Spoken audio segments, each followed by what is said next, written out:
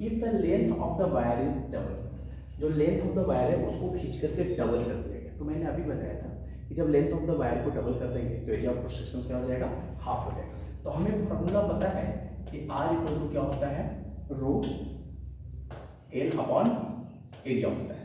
अब क्या हुआ कि नया वाला रेजिस्टेंस के बारे में पूछ रहा है कि लेंथ को डबल कर दिया गया, तो न्यू लेंथ क्या हो गया, देखिए अपने से, न्यू लेंथ जो हो गया वो 2l हो गया और एरिया ऑफ क्रॉस सेक्शन क्या हो जाएगा, हाफ हो जाएगा। तो एरिया ऑफ क्रॉस सेक्शन को a/2 कर देते हैं। तो चलते हैं नया वाला रेजिस्टेंस के पे क्या फर्क पड़ेगा, तो हमें पता है R डैश इक्वल टू क्या हो जाएगा, रो L की वैल्यू क्या हो गया 2l और एरिया ऑफ क्रॉस सेक्शन क्या हो गया a/2।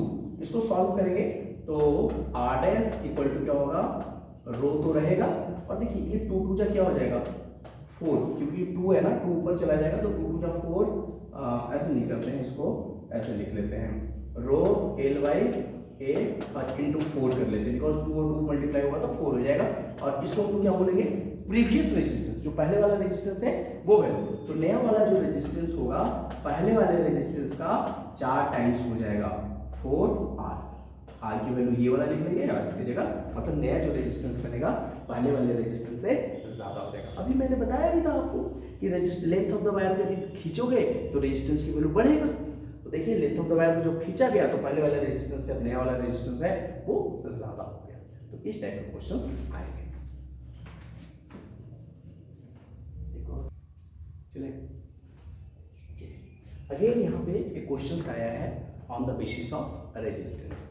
तो क्वेश्चन क्या कर रहा है, क्वेश्चन ये करता है कि a piece of wire resistance 20 ohm, एक वायर है जिसका रेजिस्टेंस वैल्यू 20 ओम दिया हुआ है।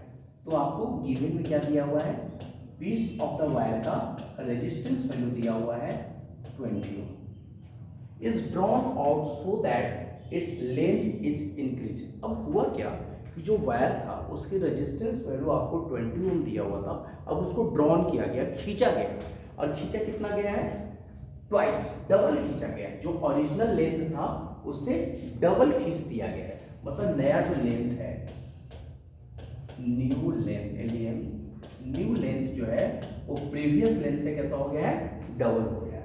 और अभी मैंने आपको बताया था कि लेंथ को जब डबल खींचा जाएगा तो एरिया ऑफ क्रॉस सेक्शन क्या हो जाएगा, 2 टाइम्स घट जाएगा, मतलब हाफ हो जाएगा। यदि किसी वायर को यदि 3 टाइम्स खींचते हैं तो एरिया ऑफ क्रॉस सेक्शन कितना घट जाएगा, 1/3 हो जाएगा। तो न्यू लेंथ 12 हो जाएगा। तो न्यू एरिया की बात करेंगे तो न्यू एरिया जो है वो a/2 हो जाएगा। तो आपसे ये पूछ रहा है कि नया वाला रेजिस्टेंस पे क्या इफेक्ट पड़ेगा। तो सबसे पहले बनाने से पहले हम लोग चलते हैं, सॉल्व करते हैं। हमें पता है, we know that resistance equal to होता है रो L/एरिया। इस रेजिस्टेंस की वैल्यू दिया हुआ है 20 ओम इक्वल टू रो L/एरिया, और ये बना लीजिए क्वेश्चन नंबर फर्स्ट। अब क्या कहता है कि इस लेंथ ऑफ द वायर को खींच करके डबल कर दिया गया, तो नया वाला रेजिस्टेंस पे क्या फर्क पड़ेगा। तो R डैश के बारे में चलते हैं। तो ये रो है आपके पास, लेंथ ऑफ द वायर कितना हो गया, डबल हो गया, 12 हो गया, और एरिया ऑफ क्रॉस सेक्शन जो है पहले से कैसा हो गया, a/2 हो गया। सॉल्व करते हैं तो R डैश इक्वल टू क्या लिखाएगा, रो लिखाएगा, और L को आगे लिख लेते हैं। और देखिए इसको जब सॉल्व कीजिएगा ना तो ये डिवाइड है यहाँ पे, तो 2 ऊपर चला जाएगा, एक तो 2 ऊपर एक है अपने पास, और ये भी 2 क्या हो जाएगा, ऊपर चला जाएगा, और एरिया क्या आ जाएगा, नीचे आ जाएगा।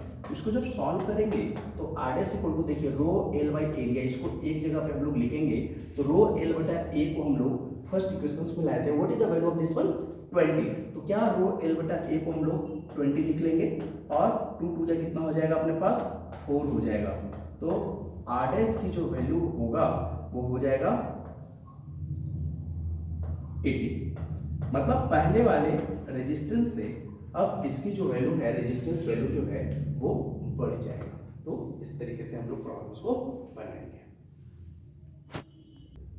हाँ, कभी कभी क्वेश्चन आता है जैसे इस तरीके से कि जैसे मान लें कि ये आपके पास एक वायर है, पतला वायर, और एक वायर आपके पास ये है, मोटा वायर। आपसे यदि हम बात करेंगे कि बताओ रेसिस्टिविटी वैल्यू दोनों का क्या होगा, तो देखिए रेसिस्टिविटी जितना इसका होगा उतना ही इसका होगा, रेसिस्टिविटी इसका चेंज नहीं होगा, मगर एरिया ऑफ क्रॉस सेक्शन इसका ज़्यादा है और इसका क्या है, कम है, तो इसमें रेजिस्टेंस की वैल्यू जो होगा वो कम होगा बिकॉज थिकनेस ज़्यादा है, तो इसमें रेजिस्टेंस की वैल्यू क्या होगा, कम होगा, और इसमें रेजिस्टेंस की वैल्यू क्या होगा अपने पास, ज़्यादा होगा, बिकॉज एरिया बढ़ने से रेजिस्टेंस की वैल्यू क्या होता है, घट जाता है। इसलिए हम लोग बड़े इक्विपमेंट्स का जब यूज़ करते हैं तो वहाँ पे मोटा वायर लगाते हैं। और भी बातें करते हैं, जैसे मान लें ये वायर है अपने पास और एक और वायर है, दोनों का थिकनेस सेम है। आपसे मैं पूछूं कि बताओ कि रेजिस्टेंस की वैल्यू किस में ज़्यादा होगा, तो रेजिस्टेंस की वैल्यू इसमें ज़्यादा होगा बिकॉज थिकनेस दोनों का सेम है बट लेंथ क्या है, अलग अलग है। ये वाला लेंथ ज़्यादा है और हमें पता है कि रेजिस्टेंस की वैल्यू जो होता है वो डायरेक्टली प्रोपोर्शनल टू लेंथ होता है। तो ये था आपके बेस पे, रेजिस्टेंस के बेस पे बहुत सारे क्वेश्चन। कभी कभी क्वेश्चन ये भी आता है कि कोई वायर है जिसका डायमीटर जो है 2 टाइम्स बढ़ा दिया गया, डायमीटर को 2 टाइम्स बढ़ा दिया गया। बच्चे क्या करते हैं, इस न्यूमेरिकल को बनाने के लिए ना दिमाग लगाने लगते हैं, डायमीटर दिया हुआ है सर तो रेडियस निकाल लेते हैं, रेडियस निकाल लेते हैं सर तो उसका एरिया निकाल लेते हैं सर, और पता नहीं लेंथ ही कर लेते हैं। कुछ सिंपल आपसे पूछ रहा है कि कोई वायर है जिसका डायमीटर d दिया हुआ है, अब उसके डायमीटर को क्या कर दिया गया, 2 टाइम्स बढ़ा दिया गया, नया वाला रेजिस्टेंस पे क्या फर्क पड़ेगा। तो हमें पता है कि रेजिस्टेंस की वैल्यू जो होता है 1 directly inversely proportional to square of the diameter होता है। अब इस नया रेजिस्टेंस के बारे में बात कर रहा है, तो नया रेजिस्टेंस में क्या कर रहा है कि डायमीटर को क्या कर दिया गया, 2 टाइम्स बढ़ा दिया गया। पहले d था, अब क्या हो गया, 2 टाइम्स बढ़ा दिया गया, तो इसका स्क्वायरिंग कर देंगे तो Rs इक्वल टू क्या हो जाएगा, 1/4 d स्क्वायर हो जाएगा। और 1/d स्क्वायर को क्या बोलते हैं, जल्दी बताओ, पहले वाला रेजिस्टेंस, तो क्या हम लोग 1/4 इंटू R लिख लेंगे, मतलब पहले वाले रेजिस्टेंस से नया वाला रेजिस्टेंस 1/4 है लग जाएगा। ये था आपको समझाने का, और इसके बेस पे, रेजिस्टेंस के बेस पे मैंने आपको क्वेश्चंस करवाया कि किन किन फैक्टर पे डिपेंड करता है, और आगे हम लोग चलते हैं रेजिस्टेंस को कंबाइन कैसे करेंगे।